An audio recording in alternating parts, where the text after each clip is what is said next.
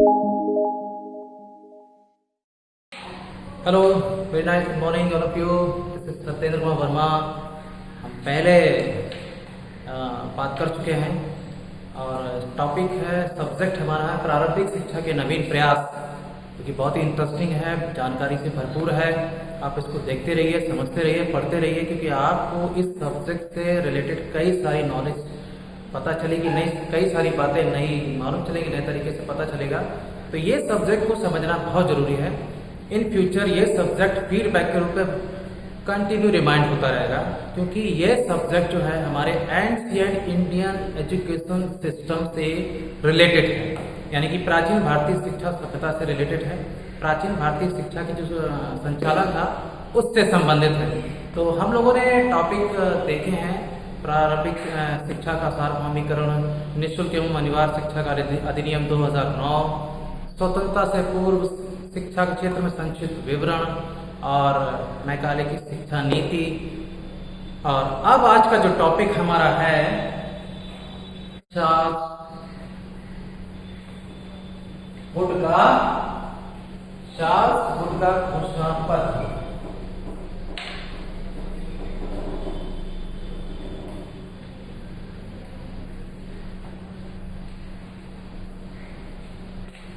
सन 1853। दोस्तों, dear students, हम लोग पहले देख चुके, इसके पहले वाले टॉपिक में हमने मैकाले की शिक्षा नीति में देखा, जो कि विवाद से भरपूर रहा, विवादग्रस्त रहा। उससे पहले ये विवाद आया कहाँ से, हम ये समझेंगे कि सन 1813 जो पहला चार्टर एक्ट इश्यू हुआ था ब्रिटिश ईस्ट इंडिया कंपनी के द्वारा, जिसका उद्देश्य था कि भारतीय शिक्षा में नवीनीकरण करना और भारतीय शिक्षा के साथ साथ में ईसाई धर्म को पूरी तरह से सार्वजनिक करना, अनिवार्य रूप से लागू करना, और इनडायरेक्टली उनका जो उद्देश्य था पाश्चात्य शिक्षा को बढ़ावा देना और 1 लाख रुपए की धनराशि की व्यवस्था करना कि वो पाश्चात्य शिक्षा में पूरी तरह से उसका व्यय किया जा सके। भारतीय शिक्षा को गतिशील करने के लिए मैकाले की शिक्षा नीति यानी 1835 में जो विवरण पत्र आया था, तो उसमें बात ये हो गई थी कि भारतीय शिक्षा में धार्मिक शिक्षा का पूरी तरह से लागू करना, भारतीय शिक्षा में पाश्चात्य शिक्षा को पूरी तरह लागू, पाश्चात्य भाषा को लागू करना। अर्थात हम कह सकते हैं कि यूँ कहना चाहेंगे कि भारतीय भाषाओं को छोड़कर पाश्चात्य भाषा या अंग्रेजी भाषा के माध्यम से भारत में शिक्षा का क्रियान्वयन करना। चूंकि हमें मालूम है, आप लोग को पहले ही बता चुके हैं कि यूरोपीय शिक्षक थे, यूरोपीय छात्र थे और यूरोपीय उनकी व्यवस्था थी, वो लंदन एजुकेशन सिस्टम को लागू करना चाहते थे। ठीक है, तो उन विवाद से, ये विवाद 1813 से लेकर अगले 20 वर्ष तक चला। इस विवाद को सुलझाने के लिए ब्रिटिश ईस्ट इंडिया कंपनी ने गवर्नर जनरल विलियम को भारत बुलाया और साथ ही 1834 में ही 10 जून 1834 को लॉर्ड मैकाले यानी कि थॉमस बेबिंगटन मैकाले को भारत बुलाया, जो general committee on public instruction के प्रेसिडेंट एंड कानूनी सलाहकार बन के भारत में आए।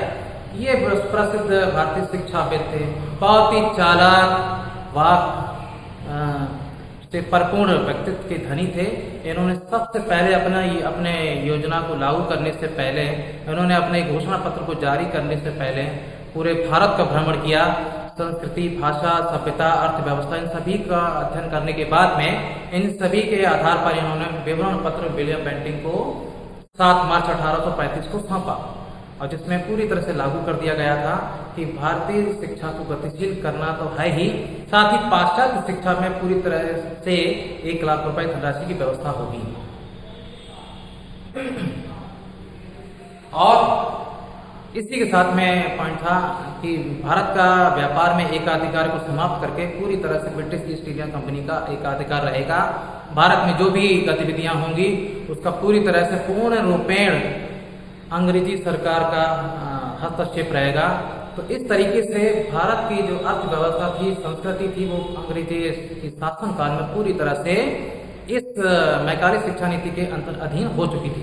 तो ये विवाद चलता रहा निरंतर, और इन्होंने जबकि प्रूव किया कि हमने इस विवाद को 20 वर्ष जो 20 वर्ष विवाद चला आ रहा था, मैकविलियम रिपोर्ट के मुताबिक बताया गया कि ये 20 वर्ष के विवाद को 9 माह में हमने सॉल्व किया, बल्कि 1833 का अगला आज्ञा पत्र इस विवाद को फिर भी नहीं सुलझा पाया और ये अगले 20 वर्ष तक चलता रहा, क्योंकि दो गुटों की लड़ाई थी, प्राच्यवादी और पाश्चात्यवादी। हालांकि प्राच्यवादी पाश्चात्यवादी की शिक्षा नीति से सहमत थे, लेकिन वो चाहते थे कि हम आपका विज्ञान और गणित पढ़ना चाहते हैं, लेकिन हमारा जो अध्ययन हो वो संस्कृत अरबी भाषा के माध्यम से हो, ना कि पाश्चात्य भाषा अर्थात अंग्रेजी के माध्यम से। तो ये विवाद निरंतर चलता रहा और इस विवाद को सुलझाने के लिए अगली कड़ी में चार्ल्स वुड का घोषणा पत्र 1853 को जारी हुआ, जिसका उद्देश्य था कि भारतीय शिक्षा में नई क्रांतिकारी परिवर्तन लाना और क्रांतिकारी परिवर्तन के माध्यम से भारतीय शिक्षा को गतिशील करना, अपितु भारतीय शिक्षा को जन शिक्षा के रूप में परिवर्तित कराना, जिससे प्रत्येक समूह, प्रत्येक धर्म, प्रत्येक जाति इस वर्ग से, इस योजना से जुड़ सके। तो इस घोषणा पत्र में इन्होंने, चार्ल्स वुड ने कहा कि प्रत्येक समूह को अध्ययन करने का अधिकार है, और इन्होंने ये भी कहा कि चूंकि हम पहले चैप्टर में देख चुके हैं कि विलियम एडम, जो कि बैप्टिस्ट मिशन के नाम से जाना जाता है, इन्होंने भारतवासियों के साथ में थोड़ी सी नरमी दिखाई और इन्होंने कहा कि भारतीय भाषाओं का संरक्षण होना चाहिए, भारतीय संस्कृति का संरक्षण होना चाहिए, भारतीय अर्थव्यवस्था का सुधार करना चाहिए, क्योंकि भारत के हित में रखकर ध्यान में इन बातों को आगे बढ़ाना चाहिए। तो बैप्टिस्ट मिशन को के आधार पर ही वुड का घोषणा पत्र जारी हुआ। इन्होंने कहा कि 1853 में ब्रिटिश लोकसभा को, इन्होंने अपने शब्दों में कहा, बल्कि ब्रिटिश ईस्ट इंडिया कंपनी ने कहा कि सन 1853 में लोकसभा को अनुभव होने लगा था कि भारतीय शिक्षा की अब और अधिक अवहेलना नहीं की जा सकती है, रोक नहीं लगाई जा सकती है, हम इनको नहीं रोक सकते हैं। इसलिए हमें भारतीय शिक्षा को गतिशील बनाने के लिए भारतीय भाषाओं को भी शामिल कराना होगा। इसी आधार पर चार्ल्स वुड का घोषणा पत्र सन 1853 में जारी हुआ। इसका उद्देश्य था कि भारतीय शिक्षा में नवीनीकरण करना, भारतीय शिक्षा में क्रांतिकारी परिवर्तन लाकर जन शिक्षा को लागू करना, यानी सभी प्रत्येक भारतवासी को इस योजना से जोड़ने की कोशिश करना, साथ ही साथ में भारतीय संस्कृति को आगे बढ़ाना। तो इस विषय को समझने के लिए हम देखेंगे कि इस विषय से संबंधित, देखिए कोई भी समिति है या कोई भी नया प्रस्ताव आता है तो सबसे पहले उसमें पैनल बनता है, सबसे पहले उसमें समिति बनती है, सीनेट बनता है, जो आज हम लोग देखते हैं। तो एक सीक्वेंस बनता है और उस सीक्वेंस के अकॉर्डिंग व्यक्तियों का निर्धारण होता है, पोस्टों का निर्धारण होता है, वो अपने विचार विमर्श करके एक नया प्रस्ताव लागू करते हैं, सहमति बनती है। तो इस तरीके से सन 1853 में चार्ल्स वुड का घोषणा पत्र जारी हुआ और इससे संबंधित समिति का गठन हुआ, जो आज्ञा पत्र में नवीनीकरण लाने के लिए, क्योंकि ये 1833 का जो आज्ञा पत्र था उसमें नवीनीकरण लाने के लिए आज्ञा पत्र में संसदीय समिति का गठन हुआ। तो सबसे पहले देखेंगे कि इस संसदीय समिति में कौन कौन लोग शामिल थे।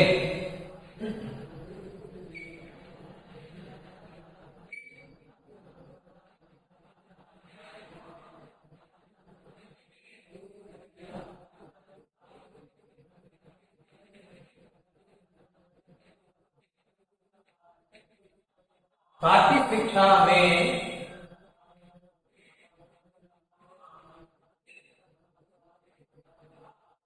क्रांतिकारी परिवर्तन कराने के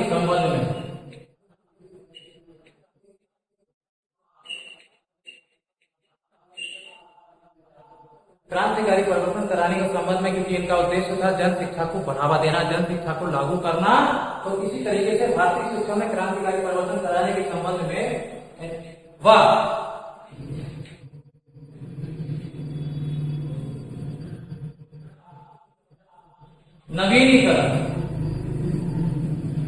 नवीनीकरण किया व संबंधित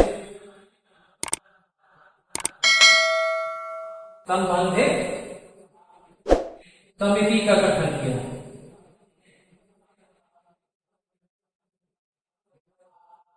आप देखिए, भारतीय शिक्षा में क्रांतिकारी परिवर्तन कराने के लिए, क्योंकि आधुनिक भारतीय शिक्षा युग का ये एक क्रांतिकारी युग कहा जाता है और यही से भारतीय शिक्षा में वास्तविक रूप से एक आधुनिक रूप देखने को मिला। आधुनिक परिवर्तन के रूप में भारतीय शिक्षा में गतिशीलता हुई, नया नवीनीकरण हुआ, नए आयामों को शामिल किया गया, बल्कि पूरे भारतवर्ष में कई विभागों की स्थापना की गई, क्योंकि चार्ल्स फूट ने भारतीय भाषाओं को भी संरक्षित करने की बल्कि विचार किया कि भारतीय संस्कृति को भी हम भारतीय संस्कृति की अब हम और अवहेलना नहीं कर सकते हैं, आलोचना नहीं कर सकते हैं, रोक नहीं सकते हैं। तो इसलिए इन्होंने भारतीय शिक्षा को बढ़ाने के लिए भारतीय भाषाओं को स्थान दिया। तो नवीनीकरण संबंधित समिति का गठन किया। अब हमने जैसा भी बताया आपको कि कोई भी जब समिति गठित होती है तो उसमें सदस्य निर्धारित किए जाते हैं, एक पैनल बनाया जाता है कि इस पैनल में कौन कौन लोग अपने अपने विचार प्रस्तुत करेंगे। तो चार्ल्स फूट की समिति से संबंधित सदस्यों को स्थान दिया गया, जिसमें पहले थे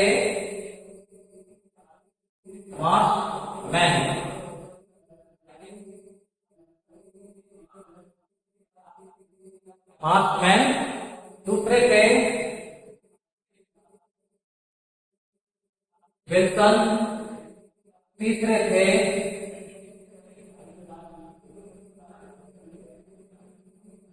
हेलोंडे, तीसरे थे हेलोंडे, चौथे थे पेरी और पांचवें सदस्य थे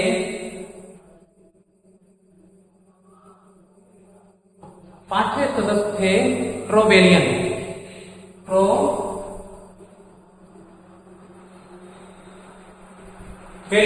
तो ये चार्ल्स फूट के घोषणा पत्र को जारी करने के लिए समिति जो गठित हुई थी, उससे संबंधित सदस्य थे मार्क्समैन, विल्सन, हेलोंडे, पेरी एंड ट्रोबेलियन। अब इन्हीं समिति सदस्यों की सहायता से इन्होंने चार्ल्स फूट ने घोषणा पत्र जारी किया और घोषणा पत्र से संबंधित सुझावों को भी निर्गत किया। तो दोस्तों, हम लोग अब चार्ल्स फूट के घोषणा पत्र से संबंधित जो सुझाव जारी किए गए थे, जो निर्गत किए गए थे, हम उसका अध्ययन करेंगे और इस घोषणा पत्र को समझने की कोशिश करेंगे कि संबंधित सुझाव कौन कौन थे। आइए हम लोग। तो दोस्तों, हम लोगों ने भी देखा कि चार्ल्स फूट की जो घोषणा पत्र से संबंधित जो समिति गठित हुई थी और उस समिति से संबंधित जो सदस्य थे वो 5 सदस्य समिति थी। हम लोगों ने स्टडी किया मार्क्समैन, विल्सन, पेरी, हेलोंडे और ट्रोबेलियन। आगे हम लोग देखेंगे। हाँ, इसमें एक बात और समझने लायक है, नोटिस करने लायक है, आप नोट कर लीजिए कि इस घोषणा पत्र में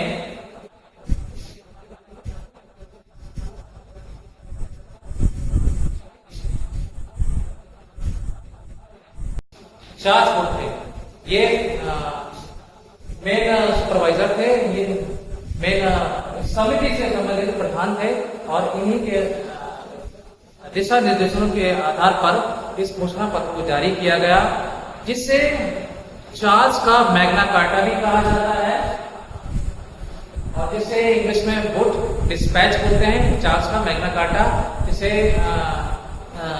संबंधित प्रयासों का एक महाअधिकार के रूप में कहा जाता है चार्ल्स फूट। तो आगे हम लोग देखेंगे समिति से संबंधित या चार्ल्स की घोषणा से संबंधित सुझाव। तो सुझाव कौन थे, आइए देखते हैं हम लोग।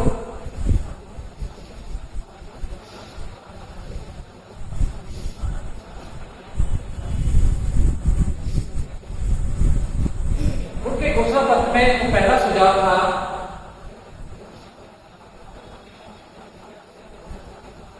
शिक्षा, शिक्षा का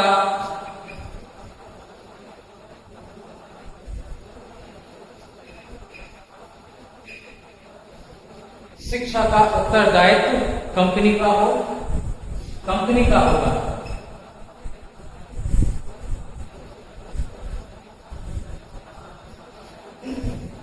चार्ल्स फूड ने हालांकि भारतीय भाषाओं को स्थान देने की कोशिश की, भारतीय संस्कृति को जारी रखने की कोशिश की, अतीत को, गौरवशाली अतीत को सुरक्षित करने की कोशिश की, लेकिन पाश्चात्य शिक्षा को भी उन्होंने प्रमुख बताया कि पाश्चात्य शिक्षा एक ऐसी शिक्षा है या पाश्चात्य भाषा एक साधन है, यानी अंग्रेजी भाषा एक ऐसा साधन है जिसके माध्यम से भारतीय शिक्षा में क्रांतिकारी परिवर्तन किए जा सकते हैं। तो इस आधार पर इन्होंने शिक्षा का उत्तरदायित्व कंपनी का होगा, पहला सुझाव दिया। दूसरा जो सुझाव था,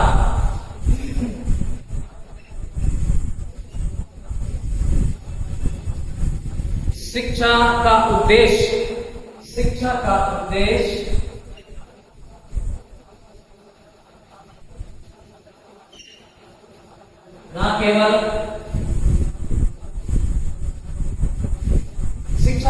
न केवल बौद्धिक व नैतिक विकास करना हो,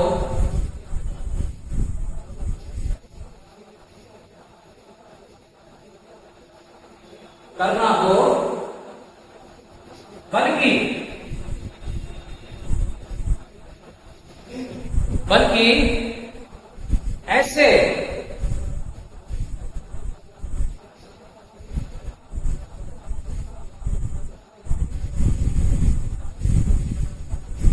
व्यक्तियों का निर्माण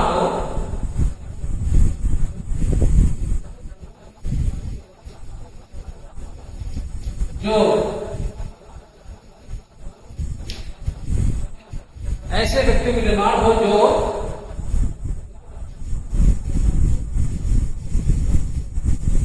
ब्रिटिश शासन काल को सुदृढ़ बना सके।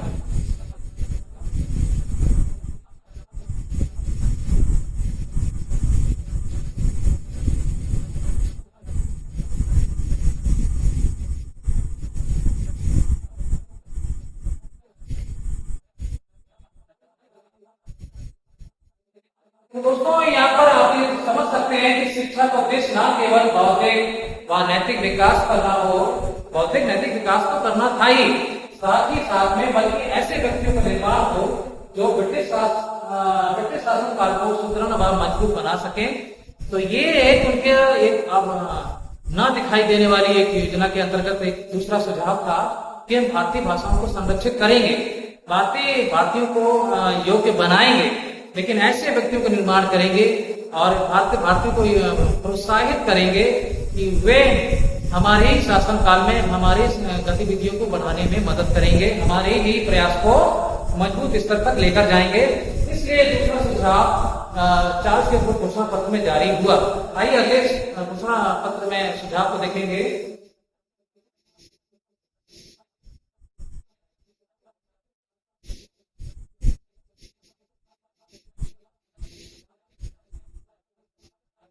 तीसरा सुझाव था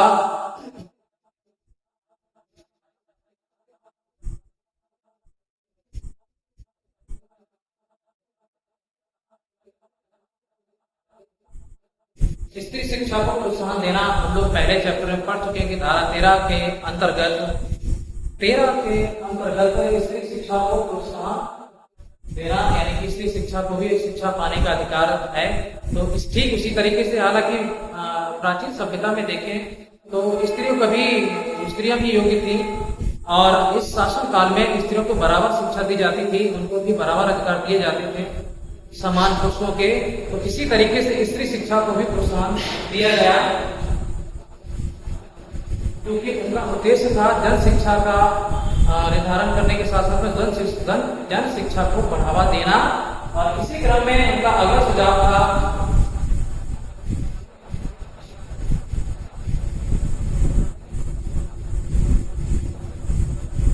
मुसलमानों की शिक्षा।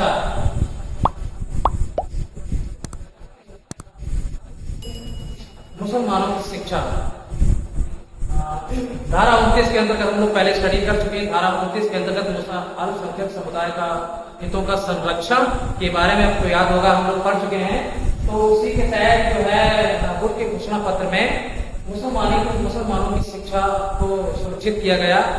और आज हम लोग देख सकते हैं ऐसा इस समुदाय से संबंधित कई विश्वविद्यालय, कई विद्यालय पूरे भारतवर्ष में संचालित हैं और चल रहे हैं। अगला पॉइंट है अंग्रेजी भाषा के साथ साथ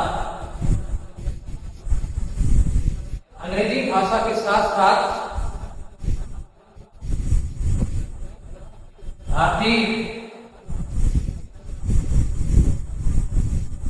भाषाओं के माध्यम से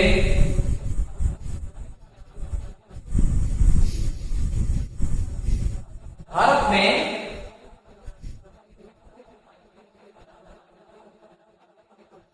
ज्ञान का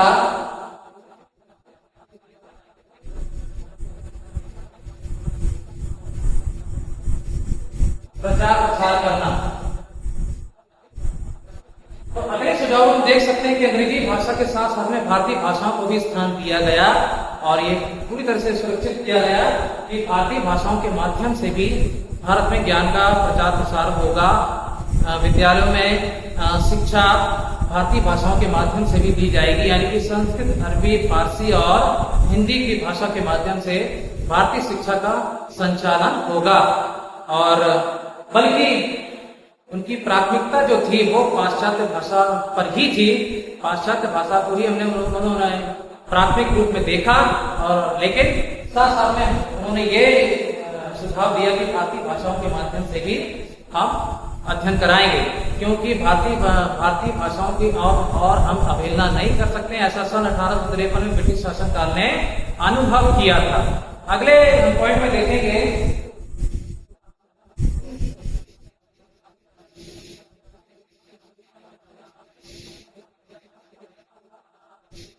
क्योंकि चार्ल्स वुड घोषणा पत्र का जो उद्देश्य था जन शिक्षा को बढ़ावा देना, तो उन्होंने अगले पॉइंट में पाठ्यक्रम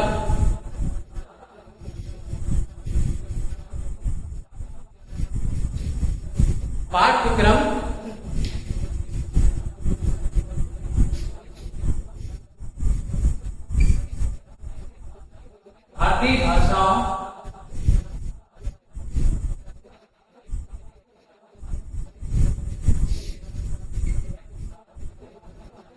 संस्कृत, अरबी, फारसी, इस संबंधित भाषाओं के जो संबंध था वो प्राच्यवादी से था। तो प्राच्यवादी इस भाषा के जोर देना चाहते थे कि भारत में इस भाषाओं की सहायता से या इस भाषाओं के माध्यम से भारतीय शिक्षा से संबंधित पाठ्यक्रम का संचालन हो। तो अगले सुझाव में चार्ल्स वुड ने ये सुझाव दिया कि पाठ्यक्रम भारतीय भाषाओं के माध्यम से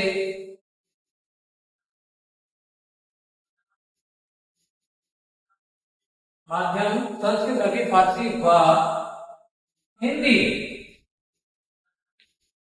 हिंदी के माध्यम से ही हिंदी के माध्यम के साथ साथ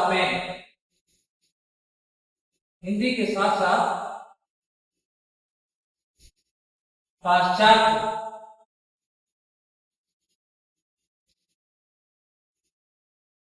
भाषा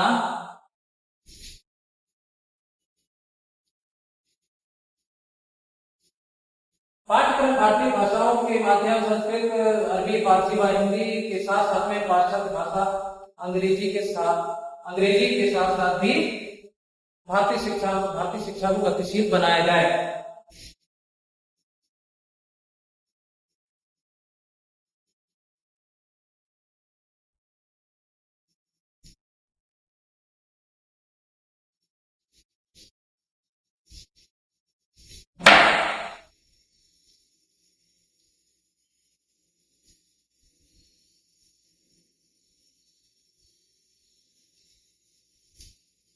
तो दोस्तों, डियर स्टूडेंट, हम लोगों ने इस सुझाव को भी देखा। अगले सुझाव में देखेंगे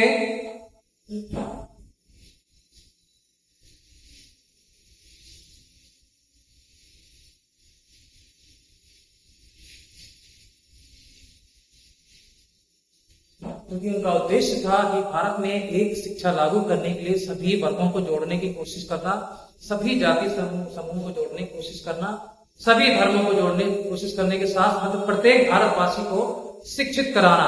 तो इन्होंने संबंधित अगले सुझाव में ये सुझाव दिया कि जन शिक्षा विभाग की स्थापना हो, जिसका जन शिक्षा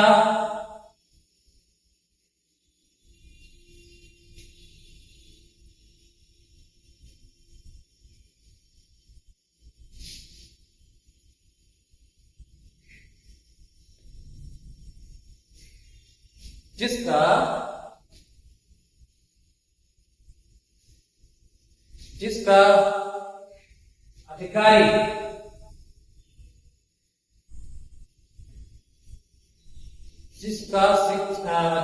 जन शिक्षा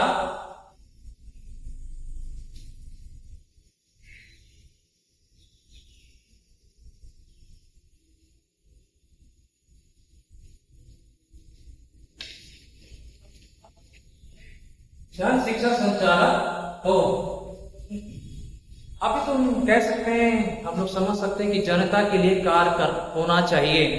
ऐसा ये सुझाव दिया गया क्योंकि वो जानते थे कि अब हम भारतीयों को और नहीं रोक सकते, क्योंकि इस टाइम भारत में, इस युग में भारत में क्रांति होने लगी थी, भारतीयों को लगने लगा था या भारतीयों को एहसास होने लगा था कि हमें स्वतंत्र होना चाहिए। क्योंकि पिछला जो आज्ञा पत्र था 1833 मैकाले की शिक्षा नीति, जो कि शोषण से परिपूर्ण थी, जो एक तरफा आज्ञा पत्र के द्वारा भारत में शिक्षा गतिविधियों को संचालित करने की कोशिश की थी। एकमात्र पहलू के आधार पर ही भारतीय शिक्षा को गतिशील कराने की कोशिश थी, केवल अंग्रेजी भाषा ही माध्यम बनाया जाए। तो अगले सुझाव में देखेंगे हम लोग, तो उसी बात को ध्यान में रखकर सबसे पहले उसको रोका, उसको खत्म करने के साथ में जन शिक्षा का निर्धारण किया, जिसमें इन्होंने कहा कि इसका जन शिक्षा अधिकारी संचालक हो, बड़ा अधिकारी हो और वो जनता के लिए ही कार्य करे। अगले सुझाव में देखेंगे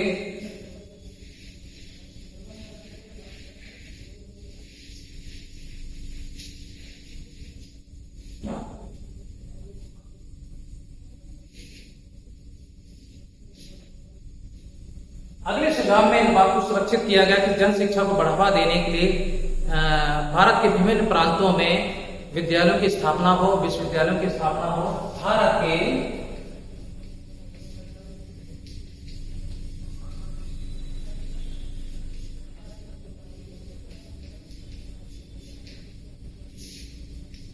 प्रांतों में विद्यालय व विश्वविद्यालय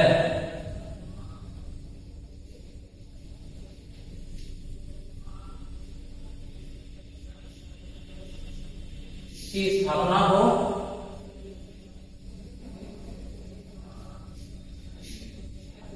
इस युग में भारत में मद्रास, कलकत्ता, मुंबई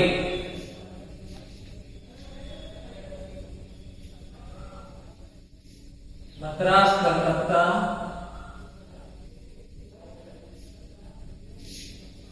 व मुंबई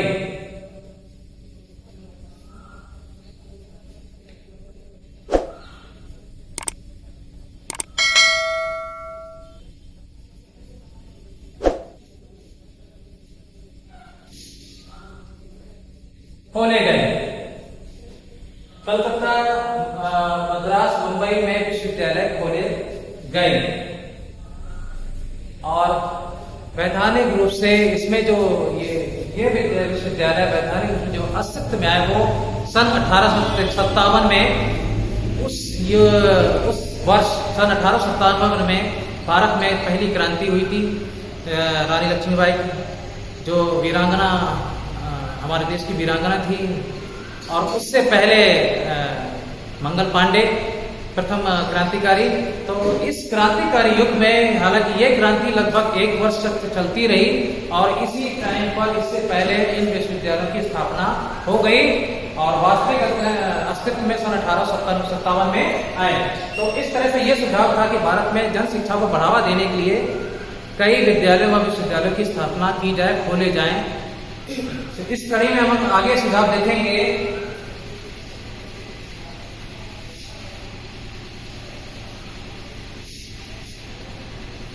इस टाइम पर यानी कि सन 1862 में विश्वविद्यालय खोले गए, मतलब बढ़ाए गए। और आपको बता दें कि अपने उत्तर प्रदेश में सन 1875 में अलीगढ़ मुस्लिम विश्वविद्यालय खोला गया था। 1875 में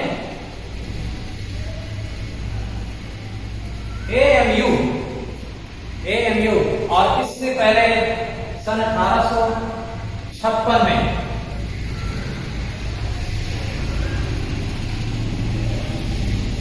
राजकीय विद्यालय।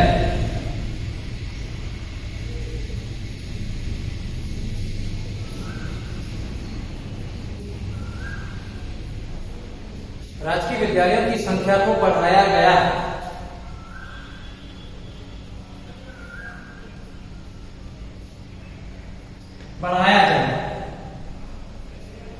सन 1856 में JIC स्कूल खुल चुके थे भारत में, और इसी राजकीय विद्यालयों की संख्या को बढ़ाया जाए। और हमने आपको बताया कि जैसे उस टाइम जो योजना चली थी जन शिक्षा को बढ़ावा देने के लिए, सन 1857 के बाद में सन 1875 में AMU यानी कि अलीगढ़ मुस्लिम यूनिवर्सिटी की स्थापना की गई थी। तो हम आगे सुझाव देखेंगे इसी के आधार पर। देखिए कि ये अब विश्वविद्यालय या विद्यालय चलाने के लिए एक समिति भी गठित होनी चाहिए, एक पैनल भी होना चाहिए, एक मैनेजमेंट भी होना चाहिए, एक सीनेट भी होना चाहिए। जो आज हम लोग सिस्टम देख रहे हैं ये पूरी तरह से लंदन एजुकेशन सिस्टम की तर्ज पर ही चल रहा है, जो आज वर्तमान भारत में भी भारतीय शिक्षा से संबंधित संस्थाएं या विश्वविद्यालय चल रहे हैं। देखिए हम लोग जानने की कोशिश करेंगे, समझें कि वो आदर्श या वो लंदन एजुकेशन सिस्टम कैसा है, किस आधार पर आज का भारतीय विश्वविद्यालय या विद्यालयों को की गतिशील किया जा रहा है। अगले सुझाव में कहा गया, डियर स्टूडेंट, विभिन्न विश्वविद्यालय की व्यवस्था को संभालने के लिए एक समिति बनाई गई होती है। आज के टाइम हम लोग देखते हैं विश्वविद्यालय में एक सीनेट की व्यवस्था होती है, मैनेजमेंट की व्यवस्था होती है, प्रबंध समिति की व्यवस्था होती है। तो संबंधित जो आज पोस्ट हम लोग देख रहे हैं, जैसे कि वाइस चांसलर हो गया, उप कुलपति हो गया, तो इसी तरीके से, क्योंकि उनका उद्देश्य था कि भारत में विश्वविद्यालय या विश्वविद्यालय की व्यवस्था तो लागू की जाए। कई सारे विद्यालय खोले भी गए और संचालित हैं, आज भी चल रहे हैं। हम लोग देखेंगे तो क्राइस्ट यूनिवर्सिटी जो कि महाराष्ट्र यूनिवर्सिटी में है, Christian college of education, Christian college of degree college जो कि लखनऊ में है, सन 1862 को खुला था।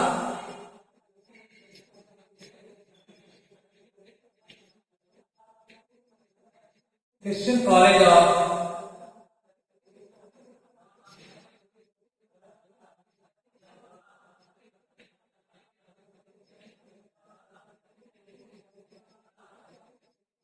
क्रिश्चियन कॉलेज डिग्री कॉलेज है, लखनऊ में है। यह सन 1862 में खोला गया। उसी 400 की घोषणा पत्र के आधार पर यहाँ भी विश्वविद्यालय की स्थापना की गई। ठीक है,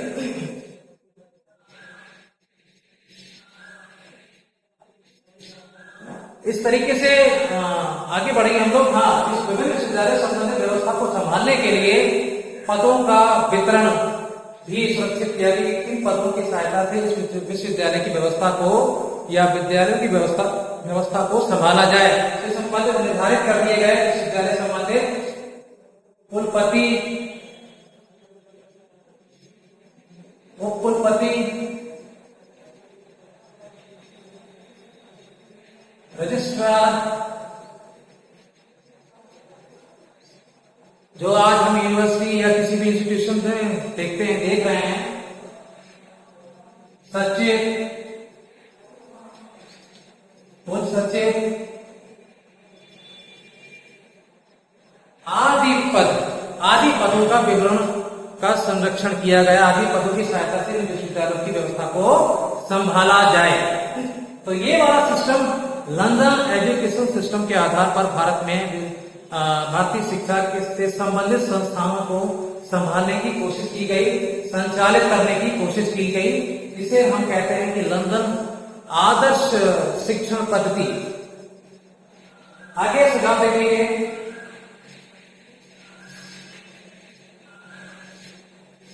क्रमबद्ध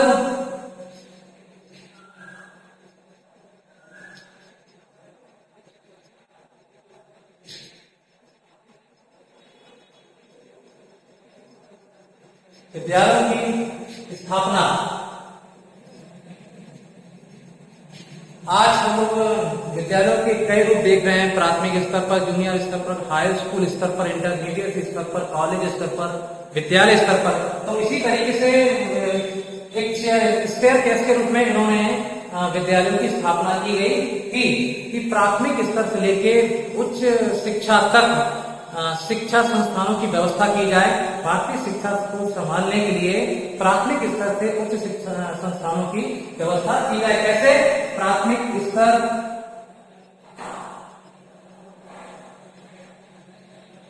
मिडिल स्कूल,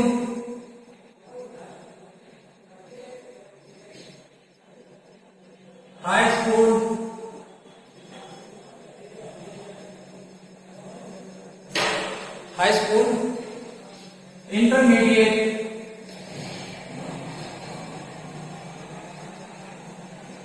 या कॉलेज, और इधर हो गया विश्वविद्यालय।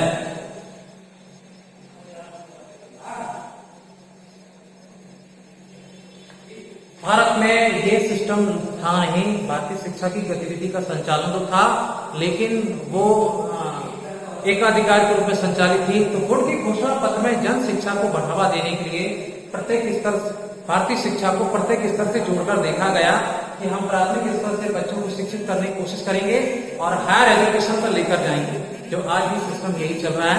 तो क्रमबद्ध विद्यालयों की स्थापना की गई। अगले पॉइंट में देखेंगे, जो कि बहुत ही इंपॉर्टेंट है।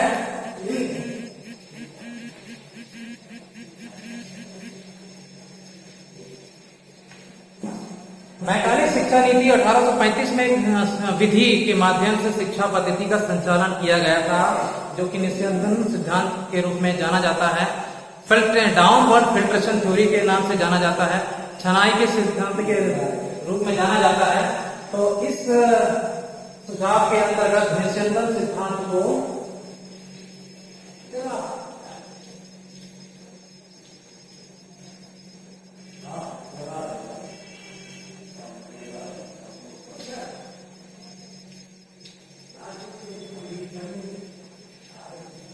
निस्यंदन सिद्धांत को समाप्त करके जन शिक्षा को बढ़ावा दिया गया।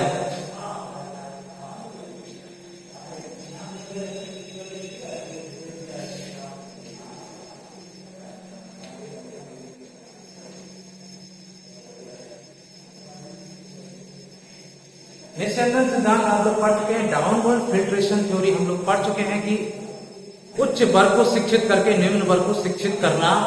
क्योंकि उन्होंने कहा था कि मैकाले ने बोला था कि भारतीय खुद अंग्रेजी पढ़ना चाहते हैं, तो पहले जो शिक्षित होना चाहते हैं उनको, उनकी संख्या को बढ़ाया जाए और उनकी संख्या को बढ़ाकर उच्च वर्ग को मानकर उच्च वर्ग को शिक्षित करके निम्न वर्ग को शिक्षित किया जाए, जिसे हम छनाई का सिद्धांत कहते हैं, छन्नी का सिद्धांत कहते हैं। तो ये सुझाव बहुत इंपॉर्टेंट है। क्वेश्चन आ जाता है कि निस्यंदन सिद्धांत किसने दिया या निस्यंदन सिद्धांत को किसने समाप्त किया। तो आंसर होगा आपका चार्ल्स फुट ने। चार्ल्स फुट के घोषणा पत्र के आधार पर इस सिद्धांत को समाप्त किया गया। अब अगला सुझाव था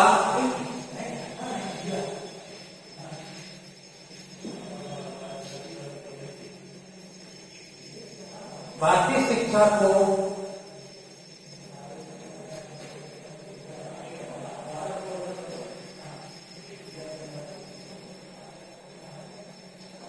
व्यवस्थित रूप से चलाने के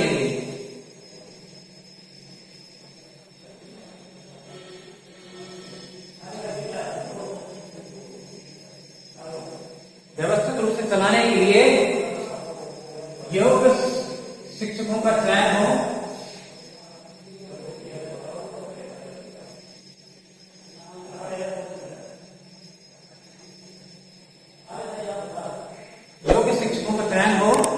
व शिक्षकों की योग्यता को बढ़ावा देने के लिए या शिक्षकों की गुणवत्ता का अध्ययन करने के लिए प्रशिक्षण की व्यवस्था की जाए।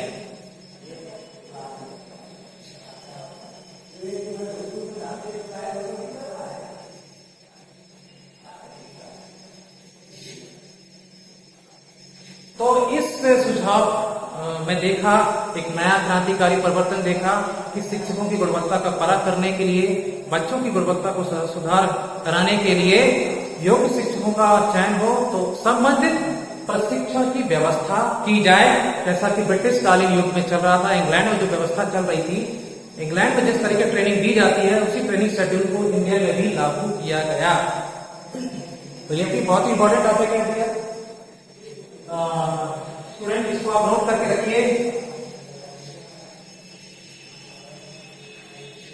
अगले सुझाव में देखेंगे हम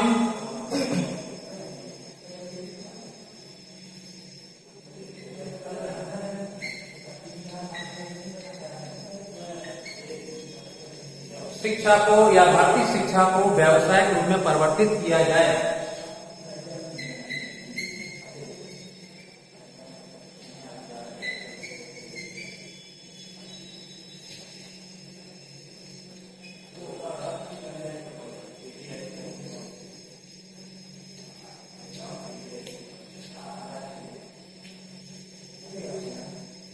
ये बहुत ही इंपॉर्टेंट पॉइंट है, बहुत अच्छा सुझाव दिया कि एजुकेशन को इस इंस्टीट्यूट से लिमिट ना रखकर, शिक्षा को संस्थान के सीमित दायरे में ना रखकर बाहरी संस्थानों के साथ में ये ज्ञान का आदान प्रदान कराने की कोशिश कराना, जिसे हम व्यावसायिक स्तर के रूप में आज भी देख रहे हैं कि कोई भी इंस्टीट्यूट का स्टूडेंट जो है उस इंस्टीट्यूट से लिमिट नहीं है, बल्कि उस इंस्टीट्यूट में स्टडी करने के साथ साथ में, उस संस्थान में अध्ययन करने के साथ साथ में किसी अन्य संस्थान के साथ में प्रतियोगी परीक्षाओं के माध्यम से ज्ञान का आदान प्रदान करता है, जो व्यावसायिक रूप में देखा जा रहा है।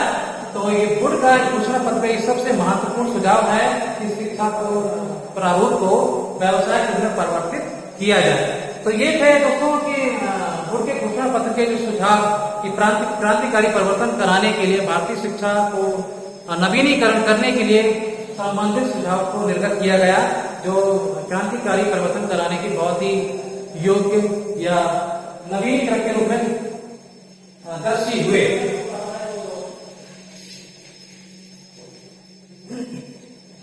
अब बोर्ड के घोषणा पत्र, जैसे हमने आपको बताया कि बोर्ड के घोषणा पत्र को भारतीय शिक्षा का महाअधिकार कहा जाता है।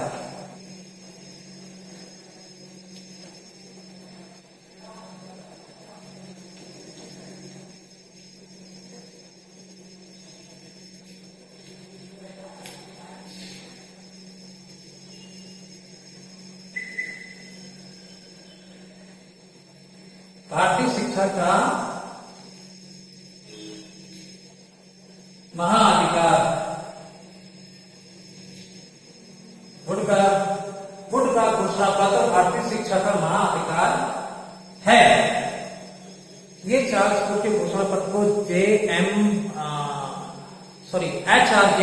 जेम्स ने कहा कि board dispatch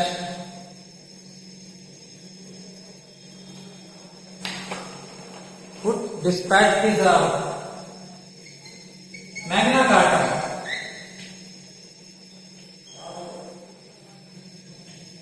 Magna Carta of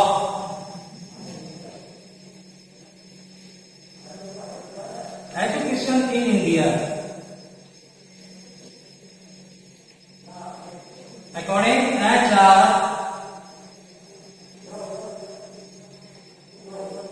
James. अब हम आगे देखेंगे घोषणा पत्र का मूल्यांकन। घोषणा पत्र का मूल्यांकन भी हुआ, जिसमें गुण और दोष दोनों देखे गए कि कहीं पर घोषणा पत्र की सराहना हुई और कहीं पर दोष के रूप में भी देखा गया कि तो हम दोनों को देखेंगे, इस तरीके से हम समझ सकते हैं। तुलनात्मक अध्ययन के रूप में हम देखेंगे कि बोर्ड के घोषणा पत्र में क्या गुण और क्या दोष थे।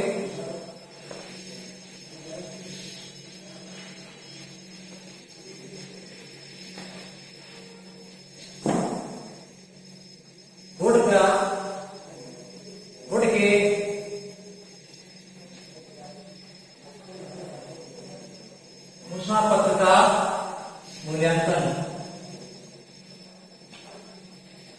इसमें आपने देखा, देखिए गुण, गुण में आप देखेंगे कि पहले इन्होंने, इनका पहला गुण था जो देखने को मिला, जन शिक्षा को बढ़ावा देना। जन शिक्षा को बढ़ावा देना व शिक्षा विभाग की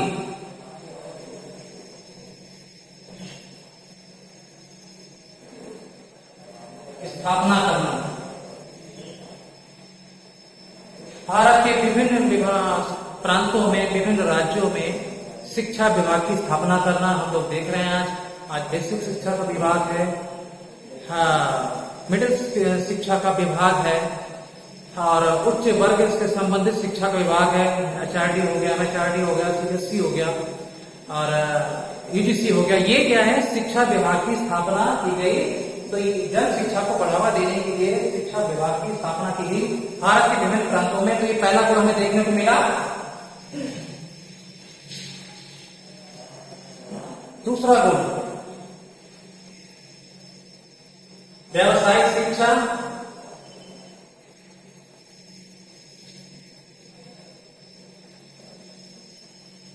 व्यावसायिक शिक्षा के रूप में देखने को मिला कि शिक्षा के प्रारूप को व्यावसायिक रूप में परिवर्तित किया जाए। तो ये बहुत अच्छा गुण था।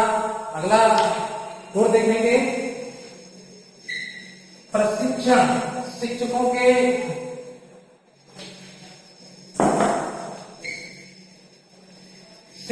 की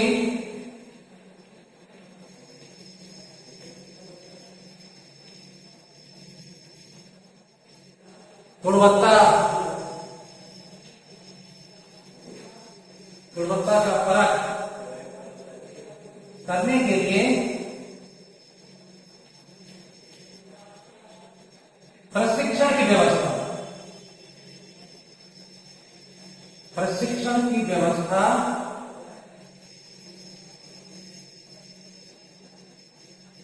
की गई।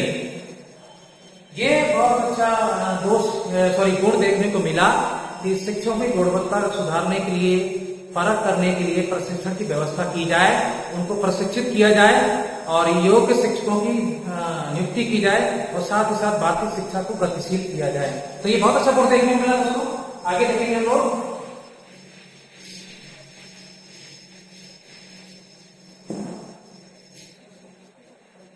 स्त्री शिक्षा।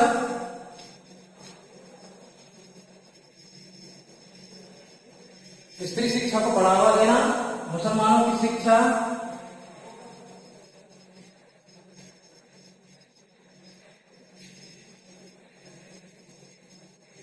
संबंधित अनुच्छेद या धाराओं के माध्यम से दोनों ही वर्गों को सुरक्षित किया गया, दोनों ही वर्गों को शिक्षित किया गया।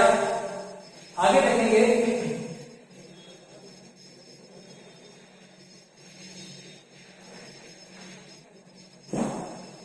शिक्षा का उत्तरदायित्व।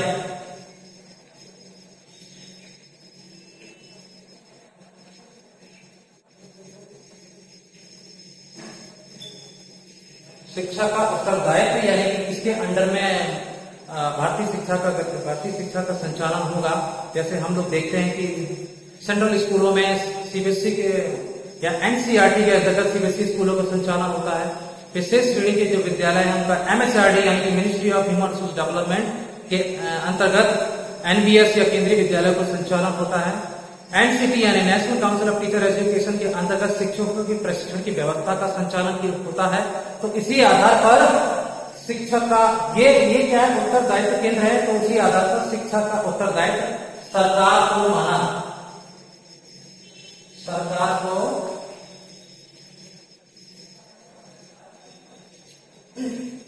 ठीक है।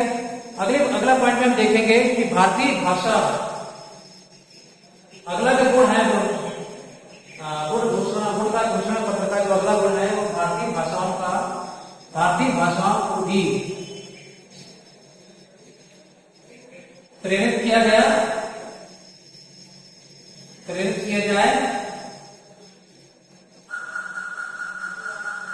अतः पाश्चात्य भाषा अंग्रेजी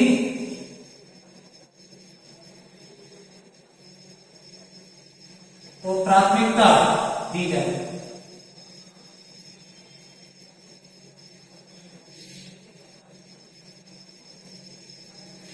ये दोस्तों गुण थे। आपने देखा कि भारतीय भाषाओं को प्रेरित किया जाए, भारतीय भाषाओं के माध्यम से भारत में शिक्षा को गतिशील किया जाए, लेकिन प्राथमिक रूप से पाश्चात्य भाषा यानी अंग्रेजी भाषा ही हो।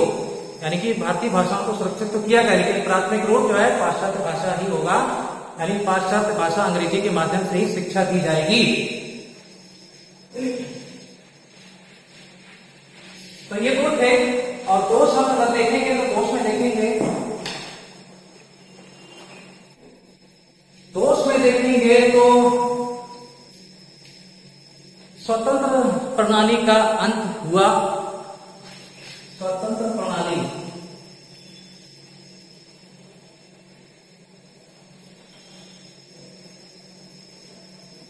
अंत हुआ। जो चार्टर एक्ट के मुताबिक 1 लाख धनराशि की व्यवस्था जो थी वो कहीं भी कभी भी आवश्यकता के अनुसार खर्च या व्यय की जा सकती थी, तो इस प्रणाली का अंत किया गया और नए तरीके से वित्तीय घोषणा पत्र के मुताबिक नई अनुदान राशि की घोषणा की गई और उसमें सभी वर्गों को जोड़कर, सभी भाषाओं को जोड़कर अनुदान देने की व्यवस्था की गई। तो सबसे पहले तो ये दोष था, तो सॉरी ये दोष ये था कि स्वतंत्र प्रणाली का अंत किया गया क्योंकि वो मांग के अनुसार धनराशि का व्यय नहीं किया जाए।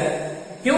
क्योंकि जो भारतीय भाषाओं को बढ़ावा देने की कोशिश तो थी, लेकिन प्राथमिकता थी पाश्चात्य भाषा यानी अंग्रेजी। तो अंग्रेजी भाषाओं को पाश्चात्य भाषा को बढ़ाने के लिए धनराशि की व्यवस्था ज्यादा की जाए, तो प्राथमिकता के आधार पर अंग्रेजी पर व्यय ज्यादा किया जाए। तो इस तरीके से स्वतंत्र प्रणाली का अंत किया गया। तो भारतीय भाषाओं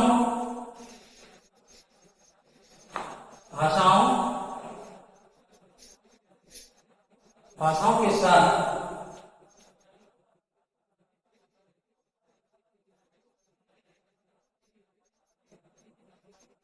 पक्षपातपूर्ण व्यवहार किया गया।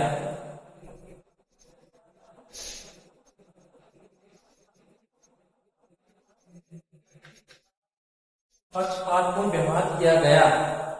तो ये क्यों? क्योंकि हमको उनकी प्राथमिकता थी कि पाश्चात्य भाषा को आगे लाने के साथ साथ में भारतीय भाषा को लाना। तो पहले उनकी प्राथमिकता थी अंग्रेजी भाषा को लागू करना, क्योंकि उनका मानना था कि अंग्रेजी भाषा के माध्यम से हम भारतीय शिक्षा में क्रांतिकारी परिवर्तन ला सकते हैं।